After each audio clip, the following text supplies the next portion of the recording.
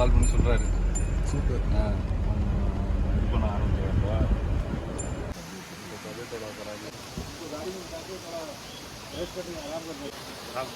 தண்ணிலாம் கிடையாதுங்க, இது நேச்சுரல் தண்ணி இதுதான். ஆமாம்.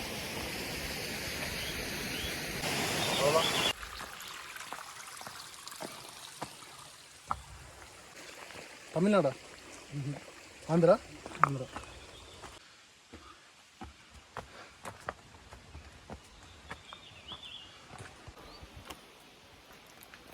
இந்த ரூட்டில் இல்லை.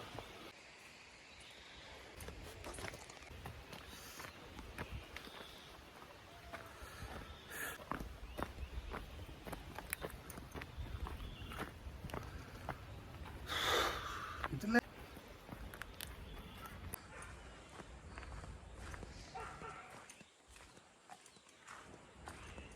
ஆமாம்மா.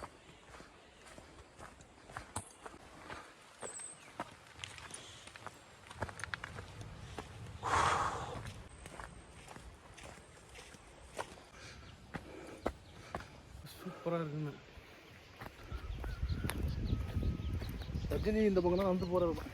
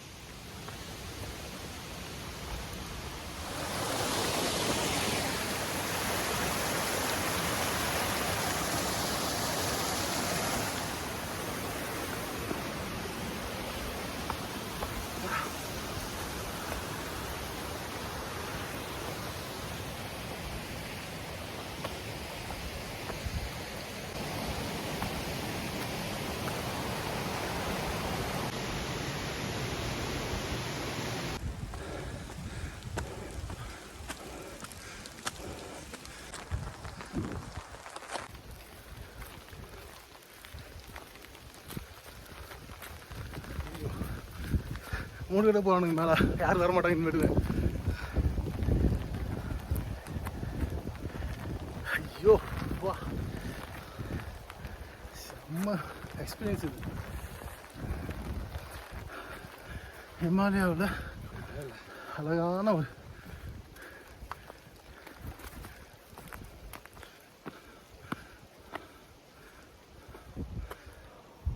மேகம் மேலே வருது பாருங்க அப்படியே.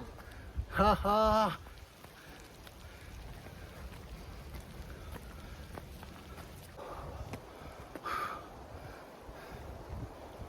கவனமாக கால் வச்சுவாங்க சார், தண்ணி வழுகுது, ரொம்ப பார்த்து கவனம் வைங்க.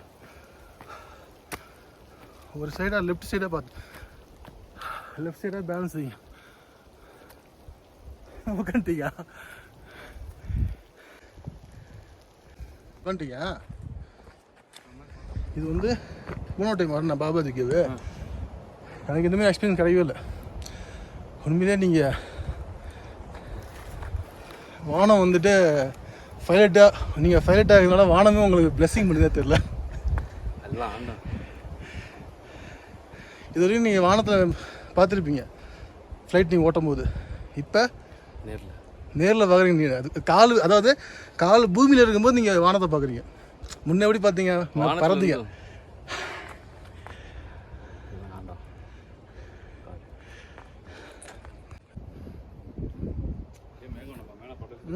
அப்படியே மேகங்கள் அப்படியே மேகம்.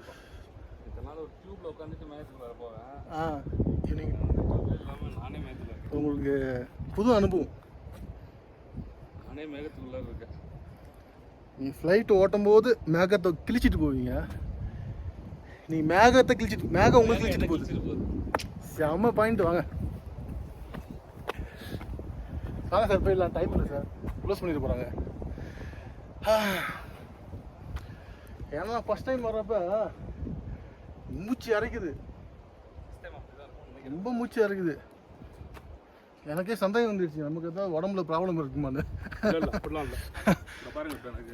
இந்த டைம் அந்த அளவுக்கு இல்லை. எல்லாம் உங்களுக்கு பாடி இப்போ யூஸ் ஆயிடுச்சு. பாபா அங்கே அக்செப்ட் பண்ணிட்டாரு. பாபா அக்செப்ட் பண்ணாங்க. என் பாடியும் பாடியை அக்செப்ட் பண்ணி. ஆமாம். இவன் அப்படி தான்டா. அப்படி கிடையாதுங்க. இவனுக்கு விளைஞ்சு கொடுத்து தான் நம்ம போகணும். இல்லை இந்த பக்கம் நம்ம எல்லாம் ஜிம்முக்கு போகிறோம், கார்டியோ பண்ணுறான். பண்ணுறீங்களா அதெல்லாம்? டெய்லி 2 hours ஜிம்மில் இருக்கேன் போயிட்டு. சூப்பர் பாருடா. நான் ஃபஸ்ட்டு ஆரம்பத்தில் போகும்போது 40 minutesல ஜிம்முக்கு போயிட்டு வந்துடுவேன். என்னடா இதுன்னு. அதுக்கப்புறம் பார்த்தீங்கன்னா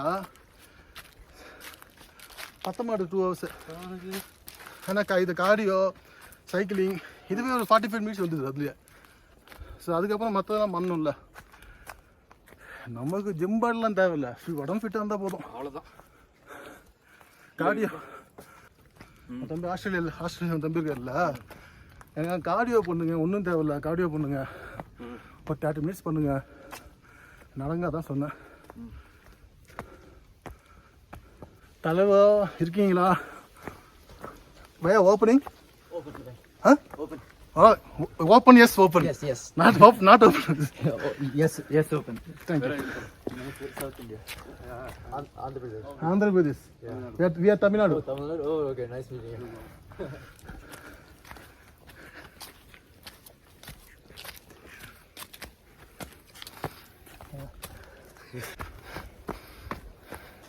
என்னங்க சொர்க்கம் போல இருக்கு. ஐயோ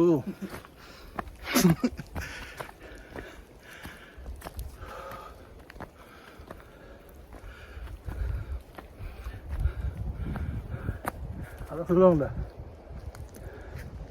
இங்கே இருக்கிற தேவர்கள், முனிவர்கள், சித்தர்கள், யாரோ நம்ம பேர் சொல்ல பேர் தெரியாதவங்க எல்லாமே நமக்கு பிளஸிங் பண்ணிட்டோம்.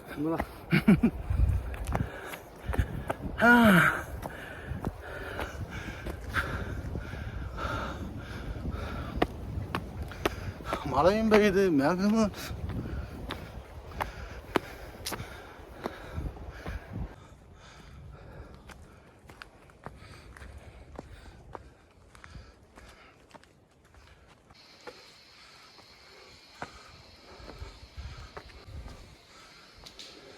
அதாவது பாபுஜி நல்ல மழை பெய்யுதுங்க. இந்த குகைப்புல தான் வந்து மழை தண்ணி தான் இருக்குது. தண்ணி பண்ண முடியாத சூழ்நிலை. இது ஞானம் பண்ண இடம். பாபாஜி ஞானம் பண்ண இடம். ஞானம் பண்ண இடம். இந்த டைம் நம்ம வந்தப்ப பாபாவோட பிளஸிங் என்னன்னா அப்படியே அருள்மலையே பொழியுது. மழை அற்புதமாக இருக்கு.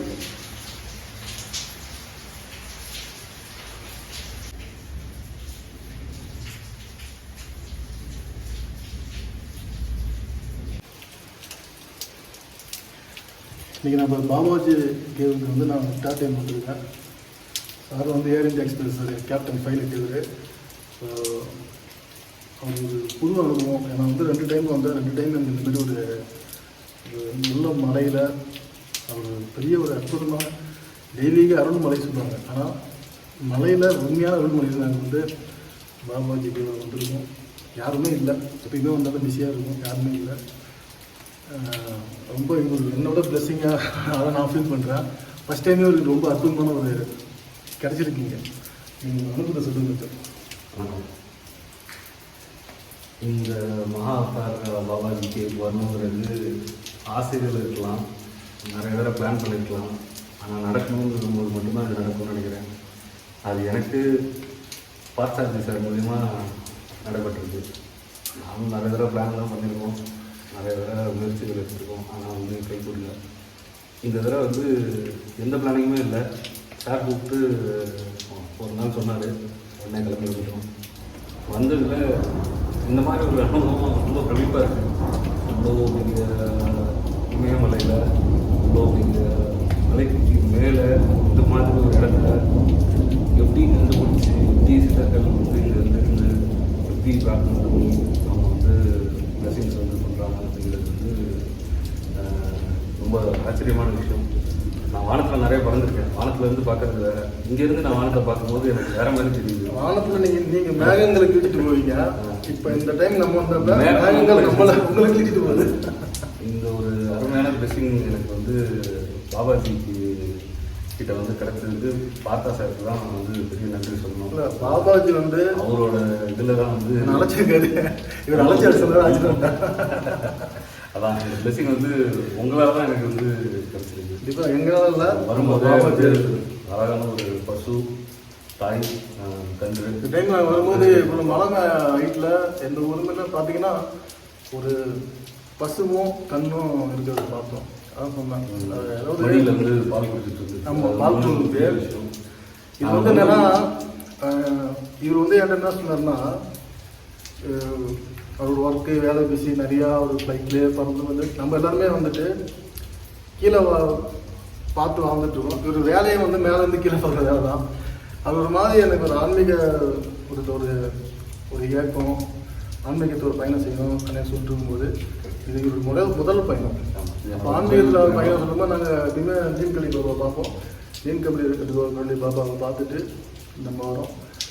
இது பாபாஜி கேவுக்கு ஆப்போசிட்லேயே ஒரு பசு வந்து அந்த கன்றுக்கு வந்துட்டு பால் கொடுத்துருந்துச்சு.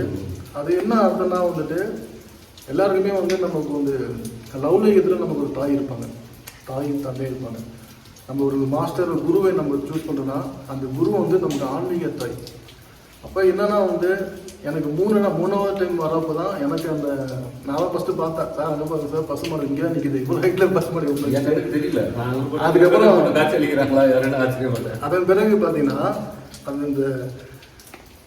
அந்த பசு கன்று பால் குடிச்சுன்னு சொல்லும்போது அப்போ என்ன அர்த்தம்னு பார்த்தீங்கன்னா இவர் முதல் டைம் வராரு, இதுதான் முதல் ஆன்மீக பயணம் அவருக்கு. அவருக்கு ஒரு குரு கிடைச்சிட்டாருன்னா இந்த குருவின்றது நம்ம வந்து ஒவ்வொருத்தரோட குருமார்களும் நிறையா இருக்காங்க, தனித்தனியாக பிரிப்போம், எல்லாருமே ஒன்று தான். அவருக்கு என்னென்னா முதல் ஆன்மீக பயணம் முதல் விஷயம் வந்து இவருக்கு கிடச்சிடுச்சு. அது வந்து பசு மூலியமாகவே அவருக்கு ஏற்பட்டுச்சு. அப்போ இதுக்கப்புறம் வந்து இந்த ஆன்மீக பாலை வந்து குடிக்க வேண்டியது நிறைய குடிக்க வேண்டியது இருக்குது, லைஃப் லாங் போடலாம். அது வந்து சந்தோஷம். நான் வந்து 2 டைமும் நான் வந்திருக்கேன். அப்பயுமே எங்க கூட்டம் இருந்துகிட்டே இருக்கும். தியானம் பண்ணிகிட்டே இருக்கும்போது டக்குன்னு யாராவது அங்கே இருப்பாங்க, சரி டிஸ்டர்ப் பண்ணான்னு சொல்லிட்டு வெளியில் போயிருப்போம். அது ஒரு மாதிரியாக மைண்ட் இருந்துட்டு இருக்கும். இந்த டைம் வந்து ரொம்ப சந்தோஷமாக ரொம்ப ஹாப்பியாக இருக்குது. இது எப்படி விவரிக்கிறதுன்னு தெரியல. நான் தான் அவர்கிட்ட சொல்லியிருந்தேன், உங்கள் ஆன்மீக பயணத்தை நீங்கள் கடந்து வந்து பார்க்கல, யார் கூட வேணாலும் போயிருக்கலாம். இவங்க கூட தான் நீங்கள் முதல்ல ஆரம்பிக்கிறீங்கன்னா எழுதப்பட்டது. இப்போ இங்கே யார் எழுதப்பட்டிருக்கோ அவங்க தான் அவங்களோட பயணம் செய்வாங்க.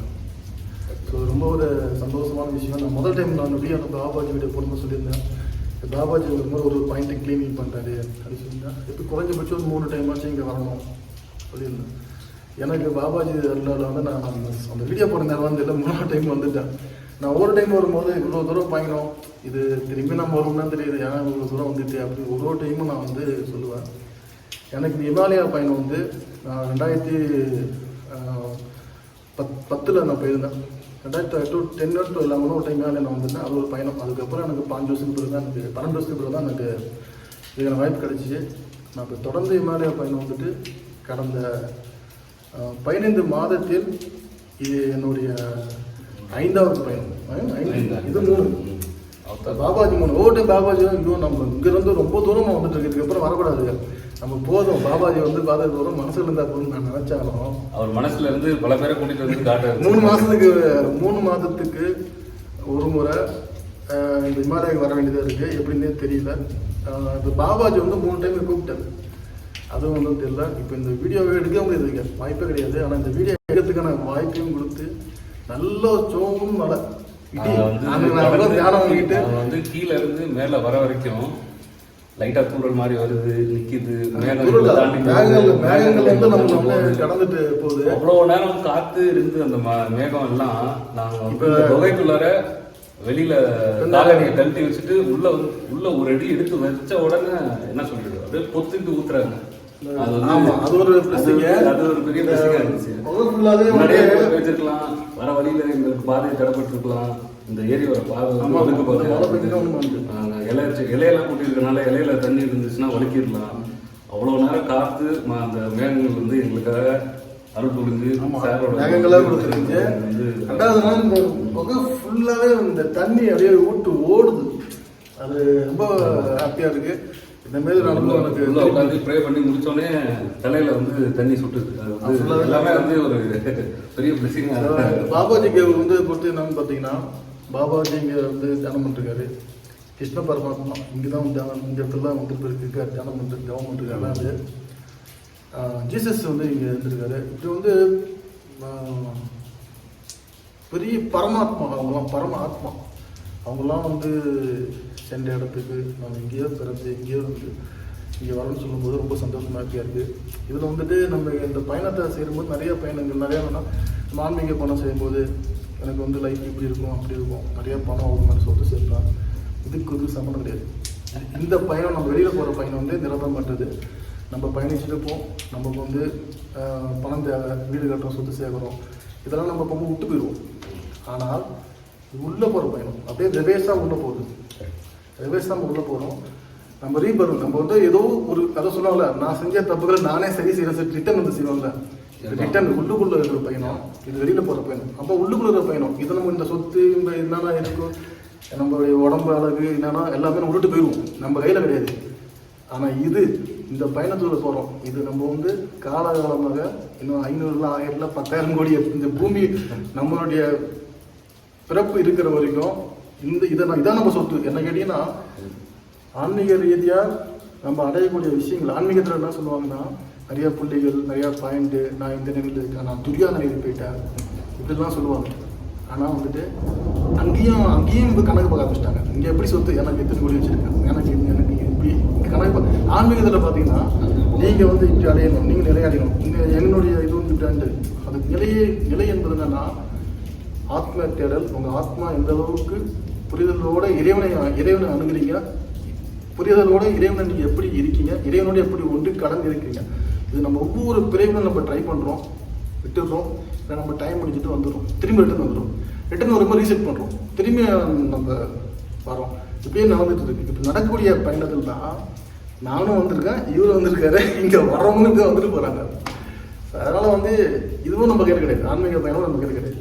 இதெல்லாம் வந்து இங்கே வரோம், எனக்கு 3ஆவது டைம் வந்துட்டேன். இதுக்கப்புறம் நான் வரணும்னு தெரியாது, நான் எதுவுமே நான் பிளானிங் பண்ணல.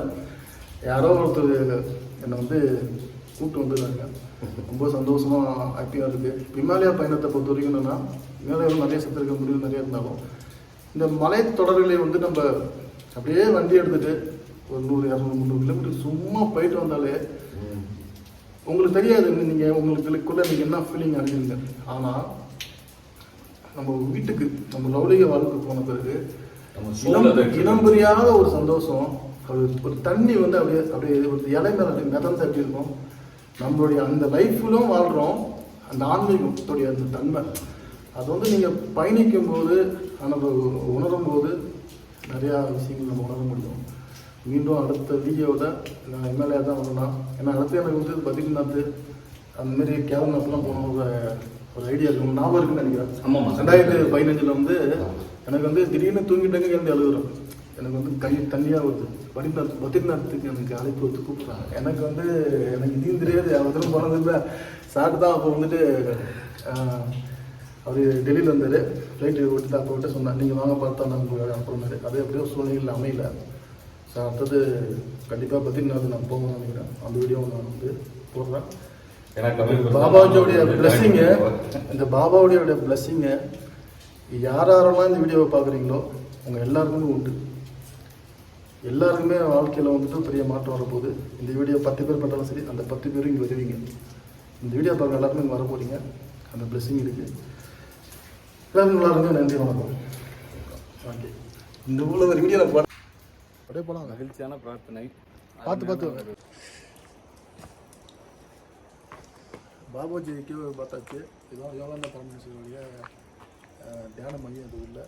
இப்போ இங்கே நீங்கள் வரும்பொழுது பாபாஜி ஃபோட்டோஸ், அப்புறம் யோகானந்த பரமேஸ்வருடைய புத்தகங்கள் எல்லாம் இருக்குது. அவங்க தான் இந்த பாபாஜிக்கு நிர்வாகம் பண்ணுறாங்க. இப்போ இது அற்புதமான ஒரு தொடர்ச்சியான மலை இது.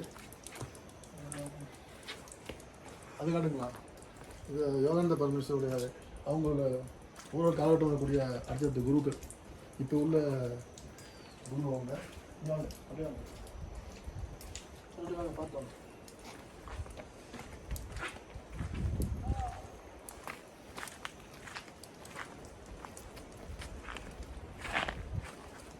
இடத்தோட பேர் வந்து குக்குஷினா. ஒரு மனசுக்குள்ள ஒரு ஆனந்தமோ ஒரு தெளிவோ இதுக்கப்புறம் என்ன வேணும் அப்படின்னு மைண்டு வந்து தோணுது. ஒரு ஹாப்பியான ஒரு மூமெண்ட் ஒவ்வொரு டைம் வரும்போது எனக்கு ஒரு ஹாப்பியான மூமெண்ட்டாக தான் ஹிமாலயா எனக்கு வந்து இருக்குது. அதான் வரும்போது சொல்லிட்டு வந்தேன். அது வந்து நம்ம வந்து குருகிட்ட போகிறோம் இல்லை கோயிலுக்கு போகிறோம், நம்ம ஏதாவது ஒன்று கேட்போம், எனக்கு இது வேணும் அது வேணும்னு. நான் வந்து பாபாஜிக்கிட்ட எங்கள்ளி பாபாவும் அவரும் தொடர்ந்து பார்த்துட்டு வரேன். பாபாஜிக்கிட்டேயும் நான் வரும்போது ஒரு கட்டத்துக்கு அப்புறம் எனக்கு என்ன தோணுச்சுன்னா, எதுவும் கேட்காத, உன் வாழ்க்கைக்கு உனக்கு என்ன வேணும்னு உனக்கு தெரியல. பாபாஜியே சொன்ன மாரி அந்த ஃபீல் பண்ணால் உனக்கு கேட்க தெரியல, நீ கேட்கறதெல்லாம் சின்ன சின்னதாக வந்து கேட்டுட்டு இருக்க. நான் ஒன்று கொடுக்குறது வந்துட்டு என்றைக்கும் அழியாத நிரந்தரமான ஒரு விஷயமா இருக்குது. எனக்கு வந்து நான் ஜோதிடத்துறையில் இருக்கிறதுனால நம்ம ஜோதிடம் இந்த கர்ம தொடர்பானது எனக்கு நிறைய வரக்கூடிய நிறைய பேர் வந்து பிரச்சனையோட சைக்காலஜி பிரச்சனையோட ப்ராப்ளத்தை வரணும்னு சொல்லும்போது நம்ம ஜோதிடம் கிரகங்கள் பிரசன்னம் இதெல்லாமே நம்ம பார்த்தாலும் அதெல்லாம் மீறி எனக்கு வந்து வரக்கூடிய ஒரு ஜாதகருடைய இந்த கர்மாக்களை ஃபீல் பண்ணி அவங்களுக்கு என்ன பரிகாரமோ இல்லை அவங்களுக்கு செய்ய வேண்டிய ஒரு சரியான ஒரு அறிவுறுத்தலோ இதெல்லாம் வேணும்னா நம்ம ஜோதிடம் பிரசன்னம் வாஸ்து இதெல்லாம் கற்றுருந்தாலும் அது கிடையாது. அதெல்லாம் வந்து ஒரு நமக்கு படிக்கிறோம், அப்டேட் பண்ணிக்கிறோம். ஒரு நம்ம பிரெயின் வந்து ஒரு சாஃப்ட்வேர் மாரி அப்டேட் பண்ணிகிட்டே இருக்கும். புதுசாக அப்டேட் பண்ணுறோம். எதெல்லாம் நமக்கு வந்து கிடையாதோ அப்டேட் பண்ணுறது ஒரு கால்குலேட் பண்ணி தரோம். ஆனால் இந்த பிரெயின் அண்ட் கால்குலேட்டை தாண்டி இந்த குருமார்கள் இவங்களுடைய ஆசி இருக்கும்போது எனக்கு வந்து நான் ஜோதிடத்தில் இருக்கேன். பணம் சம்பாதிக்கிறதை தாண்டி எனக்கு வாழ்க்கைக்கு தேவையான பொருளாதாரம் பணங்கள்லாம் எனக்கு வந்து நிறைவாக இருக்குது. அப்போ நிறைய பேர் வந்து எனக்கு நிறைய எத்தனை எவ்வளோ வீடு சொத்து கோடிகள் சேர்த்து வச்சுக்கலாம் இல்லை, நான் சம்பாதிக்கிறது வந்து ஒரு கோடி எப்படி வாழ்வாங்களோ அந்தமாரி கம்மியாக இருந்தாலும் நிறைவான ஒரு வாழ்க்கையை வந்துட்டு எனக்கு வந்துட்டு கிடச்சிட்டு இருக்குது. அப்போ என்கிட்ட ஜாதகம் பார்க்க வரவங்களுக்கு வந்து இந்தமாரி அவங்க யாருக்கு எது கிடைக்கணும்னு எழுதப்பட்டிருக்கோ அவங்க ஜாதகம் பிரசனம் எல்லாமே நம்ம பார்த்தாலும் இந்தமாரி குருமார்களுடைய ஆசையில் இருக்கும்போது தான் நான் நிறைய பேருக்கு வந்து பலன் சொல்கிறேன். நிறைய இடங்களில் வந்து மிராக்கிளான பலன்கள் நடக்குது. அவன் வந்து என்கிட்ட சொல்லும்பொழுது எனக்கு வந்து எப்பயுமே தலைகாணம் ஏறவே ஏறாது. சார் நீங்கள் சொன்னீங்க இது நடந்துச்சு இப்படி போச்சு இப்படி சொல்லுவாங்க. அப்போ எல்லாருமே நான் என்ன சொல்லுவேன், அதுக்கு நான் கருவி மட்டும்தான். எல்லாமே இந்த மாதிரி குருக்கு. ஏன்னா வாழ்க்கையில் வந்து தொடர்ச்சியான எனக்கு வந்து பயணங்கள் வந்து எனக்கு 2010 ஆரம்பித்த இந்த இமாலய பயணம் தொடர் பயணமாக இருந்துச்சு. இப்போ ஆன்மீக ரீதியாக வந்துட்டு நமக்கு வந்து சின்னதுலேருந்து இப்படி தான் வாழணும் இப்படி தான் இருக்குன்னு சொல்லப்பட்ட வாழ்க்கையை நம்ம வந்து இன்னொருத்தவங்க பண்ணுறாங்க, இன்னொருத்தர் செய்கிறாங்க, அதை பார்த்துட்டு நம்ம வாழ்ந்துட்டு இருக்கோம். ஆனால் ஒவ்வொரு மனுஷனுக்கும் தனித்துவம் பெற்றவன். அந்த தனித்துவம் பெற்ற ஒரு மனிதனுக்குள்ளே ஒவ்வொரு தன்மை இருக்குது. அந்த தன்மையை அந்த மனிதன் வந்தானா அவன் நேச்சுரலாக அவனுக்கான பிறப்பின் தன்மையினவோ அந்த நேச்சுரலாக அவன் வாழ்வான். நம்ம வந்து அடையாளங்களை வந்து சின்ன வயதுலேருந்து நம்ம பார்க்குறோம். இவங்க இப்படி இருக்காங்க, இப்படி தான் நடக்கணும், இப்படி தான் பேசணும், இப்படி தான் இருக்கணும், பணக்காரன் இப்படி தான் இருக்கணும், யாரெல்லாம் இப்படி தான் இருக்கணும், இப்படி நிறைய விஷயங்கள் நம்ம போயிடும். ஆன்மீகம் என்ன கற்றுக்கிடுதுன்னா ரியலான ஒரு மனிதன் எப்படி இயற்கையோடு வாழும். இயற்கையோடு நினைஞ்சனா நான் வந்து ரொம்ப இந்த மாதிரி அழகான இடத்துல இருக்கேன், இயற்கையோடு இருக்கேன். இது இயற்கை கிடையாது. நீங்கள் அதோட பேசணும், அதோட ட்ராவல் பண்ணணும். அப்போ இந்த இயற்கையோட இந்த ட்ராவல் பண்ணக்கூடிய விஷயங்கள் வந்து நம்ம மனிதர்களோட ட்ராவல் பண்ணாலும் இயற்கையோட ட்ராவல் முடியும். இயற்கை மனிதனை சார்ந்தும் மனிதன் இயற்கையை சார்ந்திருக்காங்க. அப்போ ஆன்மீக ரீதியாக எனக்கு வந்து ஒரு காலகட்டத்தில் வந்து இந்த மெடிடேஷன் 2010 10, 11, 12 3 வருஷம் வந்து மெடிடேஷன் பயங்கரமாக நான் இருந்தேன். அங்கே இமாலயா கூட வந்து ஒரு 14 நாள் வந்து பண்ணியிருந்தேன். எனக்கு அது இமாலயா அதுக்கப்புறம் வர வாய்ப்பு அமையல. நான் வந்தாலும் இந்த மெடிடேஷன் பண்ணும்போது என்ன சொல்லுவாங்கன்னா, நிறைய பேர் மெடிடேஷன் பண்ணும்போது எனக்கு வந்து இந்த சக்தி கிடச்சி இது கிடச்சி எல்லாம் சொல்லுவாங்க. உண்மை அந்த சக்தியெல்லாம் ஒன்றுமே கிடையாது. அதெல்லாம் வந்து கீழ்மட்ட ஒரு விஷயங்கள். அதை தாண்டிய ஒரு விஷயங்கள் என்னென்னு பார்த்தீங்கன்னா நம்மளை சுத்தம் பண்ணுற ஒரு தன்மை. அப்போ நம்மளை சுத்தம் பண்ணும்போது நமக்கு வந்து அந்த ஃப்ரீடம் கிடச்சிக்கிட்டு. அப்போ நம்ம ஃப்ரீடம் கிடைக்கும் போது என்னென்னு பார்த்தீங்கன்னா நம்ம எதை செய்யணும் எதை செய்யக்கூடாது மனிதர்கள் உணர்வுகளை நம்ம புரிஞ்சிக்க முடியுது. அப்போ உண்மையான ஆன்மீகம் வந்துட்டு அன்பு, அமைதி, சரண்டர் எல்லாம் சொல்கிறாங்க. ஓப்பனாக சொன்னால் அன்பு, சரண்டர். அப்போ நம்ம சரண்டர் என்பது வந்து கடவுள்கிட்ட வந்து சரண்டர் ஆகும். ஆனால் நீங்கள் கடவுள்கிட்ட சரண்டர் ஆகுது கூட என்னன்னு பார்த்தீங்கன்னா ஆக்சுவலாக இந்த கடவுள்கிட்ட நம்ம சரண்டர் ஆகணும். உண்மையான சரண்டர் என்பது நம்மக்கிட்ட சரண்டர் ஆகுதான். ஏன்னா என்னுடைய அனுபவத்தை படி பார்த்தா கடவுள் இருக்கார், அது ஒரு பவர் இருக்குது, அது ஒரு எல்லாமே ஒரு ஆட்டோமேட்டிக்காக விஷயங்கனாலும் நம்மக்கிட்ட சரண்டர் ஆக தெரியல. அதனால தான் கடவுள்கிட்ட சரண்டர் ஆகும். அப்போ இந்தமாரி பயணங்கள் வந்துட்டு நிறையா வந்து அமையணும். அதெல்லாம் வந்து யோசிக்கும் பொழுது ரொம்ப ஒரு சில நேரங்கள் வந்து ரொம்ப வந்து இதெல்லாம் எனக்கு குடிப்பனை அப்படி மாதிரி எனக்கு வந்து தெரிஞ்சாலும் இந்த குடிப்பனையும் ஏதோ ஜென்மத்தில் நான் வந்துட்டு ஏதோ ஒன்று விஷயத்த செஞ்சதுனால இப்போ கண்டினியூ ஆகுது. இப்போ நிறைய பேர் சொல்லுவாங்க, இல்லை நான் ஆன்மீகத்தில் இருக்கேன், எனக்கு பிறவநிலை நான் கேட்பேன், பிறவநிலை என்கிட்ட இருக்கலைன்னா சார் எனக்கு இதுக்கப்புறம் பிறக்கக்கூடாது சார், ரொம்ப கஷ்டப்பட்டேன் சார், எனக்கு பிறக்கக்கூடாதுன்னா சரி பிறகாமல் என்ன பண்ண போகிறீங்க, எங்கே போக போகிறீங்க, உங்கள் டெஸ்டினேஷன் என்ன இருக்குது, என்ன இருக்குது, இல்லை அங்கே கடவுள் இருக்காரு, இல்லை எனக்கு வந்து வேற உலகம் எதுவுமே தெரியாது. அவங்களுக்கு என்னன்னா இதை வந்து தப்பிக்கணும், நான் பிறக்கக்கூடாது. அப்படி இல்லை, நான் ஒவ்வொரு முறையும் எனக்கு நான் சொல்லக்கூடிய விஷயம் தான், நான் மீண்டும் பிறக்கணும். இந்த ஆனந்தமான இந்த உலகத்தில் வந்துட்டு ஹாப்பியாக ஆகணும். இறைத்தன்மையோட கடவுளுடைய ஒரு அந்த ஃபீலோட வாழ்கிற ஒரு தன்மை இருக்குது. அதுதான் உண்மையாகவே பிறவாநிலை. நம்ம யாருக்கும் துரோகம் பண்ண தேவையில்லை, நம்ம யாரோட குடும்பத்தையும் அழிக்க தேவையில்லை, மனசாட்சிப்படி தர்மத்தோடு வாழ்கிறது தான் உண்மையான ஆன்மீகமே. இப்போ சாரு கூட கேட்டார், இப்போ நல்லவங்க தான் ஆன்மீகம்னு கேட்டவங்க, இந்த உலகத்தில் நல்லவங்க கேட்டவங்களாம் கிடையாது. நீ எந்த செகண்டில் வந்துட்டு நான் செய்தது தப்பு, நான் செய்தது வந்து துரோகம் நம்ம நினைக்கிறோமோ அது செகண்ட்ல நம்ம நல்லவனாக மாறிடும். ஸோ அந்த ஆன்மீகத்துக்கு வந்துட்டு இந்த கேரக்டர்லாம் கிடையாது. நீங்கள் உங்கள் செல்ஃப் ஆல்னஸாக இருந்து உங்களை நீங்களே ஹீல் பண்ணுறது. எப்போ நீங்கள் உங்களே ஹீல் பண்ண கற்றுக்கிறீங்களோ நீங்கள் ஆன்மீகத்தில் வந்து உச்சநிலையை அடைஞ்சிட்டீங்கன்னு பற்றி அர்த்தம். நன்றி, வணக்கம். என்ன சொல்கிறீங்க? ஆமாம்.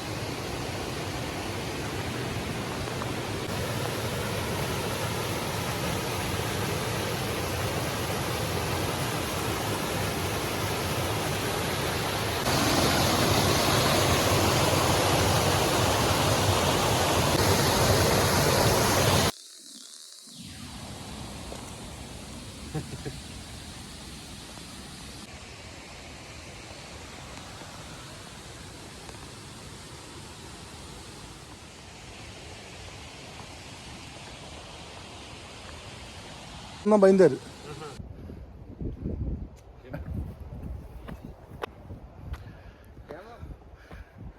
வீடியோ இருக்காது.